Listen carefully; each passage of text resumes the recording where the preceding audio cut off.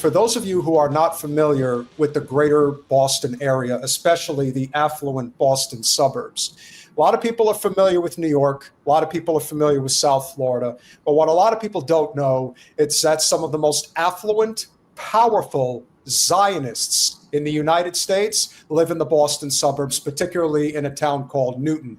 Don't ask me how I know that. I'd rather not get into it. But it is an extremely powerful community. As you mentioned, the owner of the New England Patriots, Robert Kraft, he does live in that community. He is a very proud Zionist, to say the least, as are several others. And with the information that has been brought to our attention, Jen, obviously you have been saying this for a long time, it is actually journalistic malpractice to essentially lie about the number of Palestinians that have been mass murdered. They are still going with this number of 60,000. They're up a little bit, but it's actually closer, as we see here, to 680,000 Palestinians in Gaza are now dead. And including what is estimated to be about 500,000 children out of those nearly 700,000 that are dead. Now, if this number has picked up significantly over the past several weeks, I would say that a lot of that has to do with what we have learned from the likes of Anthony Aguilar in terms of the famine and how there has been a deliberate starvation. We saw a number of people coming out saying this starvation's bad, we got to get ahead of this. But as far as I could tell, I would say that this is a huge part of why things are bad right now. And the fact that this is not wall-to-wall coverage from everybody. I had to dig to find this article, as I'm sure you have probably been made aware. They are doing everything in their power to not let this come out. But we surmised, based on the number of missing people that they announced just a few months ago, it's about 500,000 people. So this number absolutely tracks with where things are right now. Yeah, they're keeping that number low on purpose. Right. And this makes sense. Like, I believe that. I remember a year ago, Ralph Nader said at that point, it was estimated to be, based on math, estimated to be about between like 350,000 to 400,000. Yep. So this makes sense. And it's just, I don't know what to tell people other than the fact that, guys, the media's in on it. Corporate media, not us. Corporate media is in on it. They've been lying to you about that number. Some of them have been fired or speaking out a little bit more since then, but they've been lying about it. The politicians are in on it. And that includes Bernie Sanders, by the way, who keeps saying, stop sending the weapons to Israel. They're all in on it. And everybody has to understand that, because if they admit this, what this says in this article, well then, yeah, like legally that is a genocide. And that means that they have to act. Legally, they have to. And they're not going to act against Israel. Now, I've been saying for a long time, we probably have clips of me a year ago saying it's got to be 500,000 people. This was a year ago. It's got to be 500,000, because we're watching it every day. So are we to believe we're watching the same hospital every day get blown up? No. So it's like, and again, I've said this many times on the show, if I'm the person that's calculating the numbers, we're screwed, people. And the fact that I can see that, and there are at least 380,000 dead children under the age of 5. Under the age of 5. Has it, like, never in modern history have we seen something like this. It's, I keep thinking it's a nightmare. Like, I'm going to wake up from this nightmare. 380,000 dead babies. Like, I can't. And they all know. They all know. They all know. The politicians are trying to play the people and say, well, it's not actually a genocide, or say, well, we're working on a cease. By the way, the whole like ceasefire deal, it's a trick. It's been a trick. It's just something that they're saying to make you think that they're trying to do something. They signed their soul away to this particular government. They signed their soul away to Benjamin Netanyahu a long time ago. And we'll see that if I don't know if you guys you probably already saw this. If you read that article that was just published by Max Blumenthal and Anya Parampil from the Gray Zone, you'll see this been going on for a long time. where he gets into like Trump feared for his life and all this type of stuff. They've been running things for a while. They all are in on it, even some of your favorite politicians, because they know if they speak out against this, well, that's probably going to be my seat, or, you know, that's the end of my political career or political future or whatsoever. There's more information that just came out today, another article from the Gray Zone, which dives into billionaire Bill Ackman and his role in all of this. So it's like, they're all in on it. And I hate to say it, the countries who are saying we need a Palestinian state, they're just talking. Oh, yeah. They're just talking. They're just trying to save face. They all are in on it. Yeah. Well, that's something that's infuriating. So even the countries where we know the people are totally in solidarity, and their leadership will make some sort of little gesture, but then they're still sending them weapons. You do not get to send weapons and then criticize it at the same point. It's just beyond. I'm like, I don't even. But see, this was the argument I made under Biden and Kamala administration, when I tried to tell people if they were really pushing for a ceasefire, they wouldn't continue to give them weapons. They were working tirelessly, Sabby, for that ceasefire. She is working tirelessly. She is going to get the fuck out of here with that. And, you know, being in Boston, listen, I have my ires, I'm sure you do, for several content creators. But, I mean, David Pakman, he is as bad, he is as evil as anybody.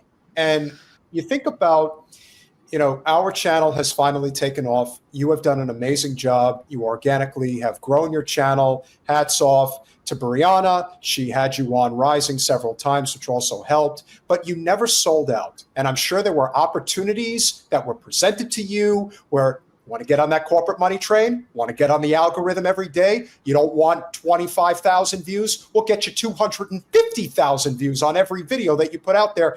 It's very tempting, but you have to be able to live with yourself.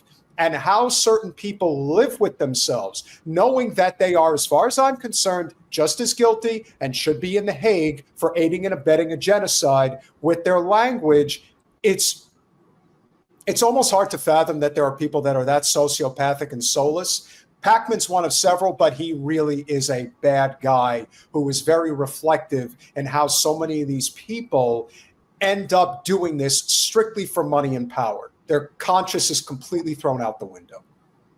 And some of them don't start off that way, but they get these offers, and I've gotten offers too, where I get these emails and let's set up a talk and let's talk about this. And how would you like to, you know, and the sponsorship offers and all those things, like they contact me. But it's just weird at this point. I'm just like, you've sent me like 5 emails, the same person. Like, it's just really weird. Obviously I'm not going there.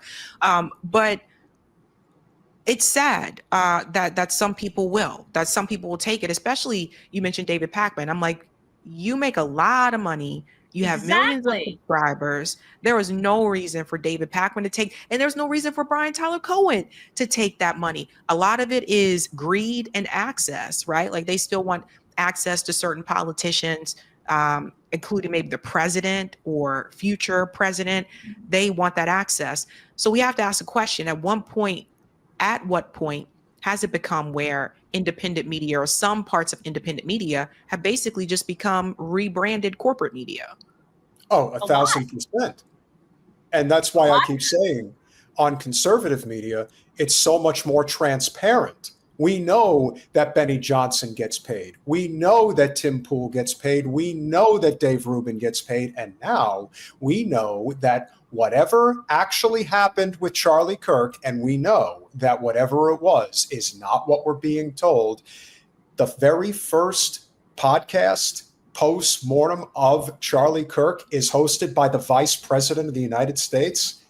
I mean, the lines are just, they're removed now. There is no barrier. We know what we're dealing with here. The corporate state has taken over. Hey, who pulled that? Oh, I'm sorry. I did. I thought you were. No, I'm going to read it in a second. I wanted to point that out, that I think that this is essential to people understanding that we're not greedy for money. We're not greedy for power. We're greedy for the truth. And that's what everybody should be a part of. So as Squawk Box has previously reported, the death toll in Gaza from Israel's genocide, thank them for calling it a genocide. We all know they try to avoid using that word, just like the Senator of Vermont still won't say that word because I don't know why. Something's really weird about that. The civilians have far exceeded media reports for the best part of 2 years, around 450,000 by the summer. Almost all of them civilians, according to the Israeli military's own data. But the latest analysis published in medical journal The Lancet, which is one of the most accurate medical journals in the world, puts the estimate death toll far higher, and the proportion of children among the victims of Israel's terrorism even higher than the 50% previously estimated. Amid Israel's wholesale destruction of Gaza, as many as 120,000 bodies remain unrecovered and therefore not included in official death figures. Oh. But the impact of starvation and disease after months of Israel's blockade of food and even basic medicines has now overtaken the toll of those murdered violently by the occupation. Right. A study by The Lancet based on the slaughter of the first 9 months of Israel's imposed Gaza massacre found that the total number of violent deaths by April of 25, almost 5 months ago, was 136,000. The Lancet also estimated at least 4 indirect deaths from our starvation, disease, and other causes linked to the genocide, but not directly caused by violence, for every violent death.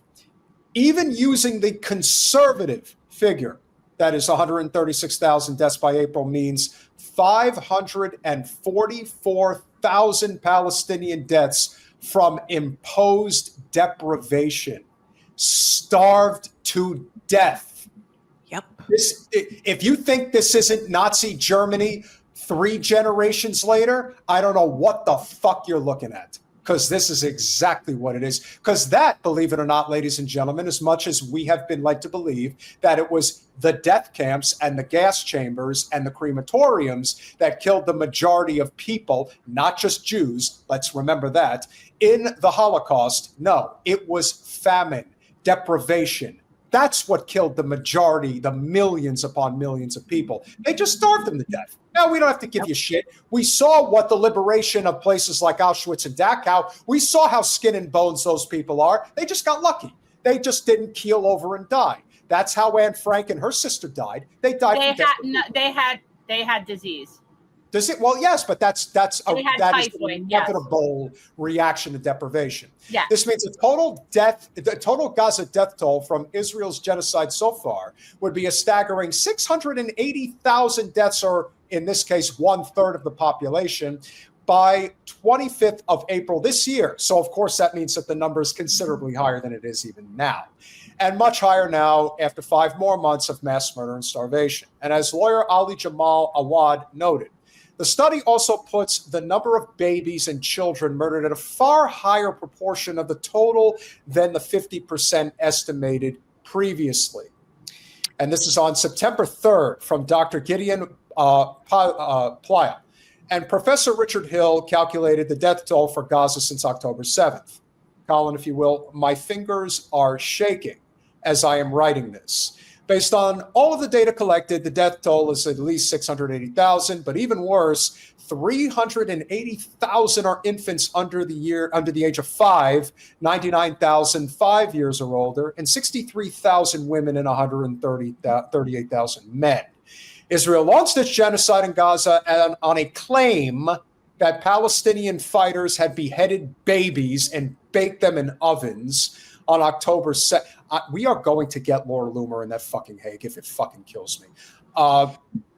None of that was true, but the terror state has committed a slaughter of infants and children on a scale that Skywalk Box wishes. Squawk Box. Oh, Squawk Box. I'm sorry. I'm reading as fast as I can. Okay. Squawk Box wishes were unimaginable, and a scale higher by a factor more than 10 than the 60. I've been saying 10. I've been saying that every time they come up with a number, I've been saying, yeah, 10's 10. That the BBC and other UK media persist in using. A horrific enough number, but one that doesn't even come close to reality. I'm going to show you our new toy. I'm going to show you our new toy, Sab.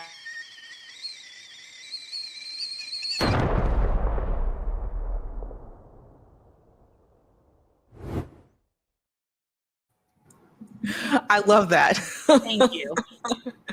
Sometimes, I mean, you tend to be more positive. You'll drop a beat. I think of like I just, the rage is palpable.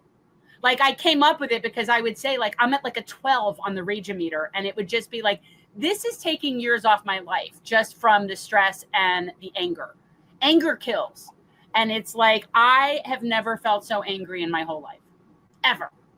Like I didn't even know this was possible to be this angry. I'm angry that I'm angry. I'm angry at the people for making me feel angry because I don't want to feel angry. That's how angry.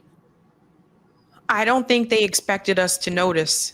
And I think that they, and by they, I mean the government. And I think that they probably figured if we did notice that we would be on the side of Israel, because I mean, that's kind of what we were taught, right? Like, so I think that the backlash that came from it, they were not expecting. And I also don't think they expected people to still be, concerned about it and protesting about it and the flotillas and everything. I don't think they expected this to go on for as long as it has.